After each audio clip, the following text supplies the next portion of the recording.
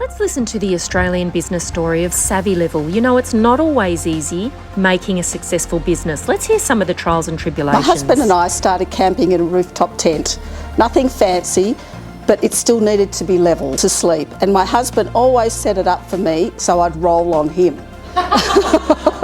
This is how SavvyLevel started. It was created to be quick, easy to set up in a minute. He has to find me now. All the fun aside, let's keep listening. There were very difficult times to develop the company into what it is now.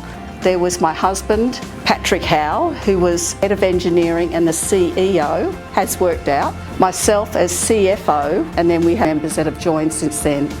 We've had to fight our battles. We had COVID, which hit in 2020. Our business, we relied on expos and talking about our product because it was a new product that nobody was familiar with. So we had to pivot and do e-commerce, which we were successful at. And then we had 2 major contracts cancelled in 2020 as well. That was for the UK and for the US. We decided that we'd push on because our e-commerce was successful.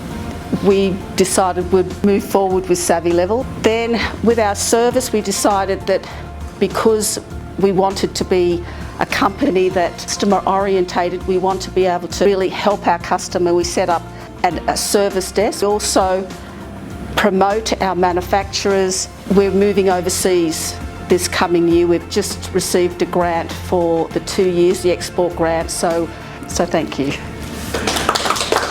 Industry standard in the only system with 10 times zoom mode, remote battery reader, hitch height and so much more. SavvyLevel.store.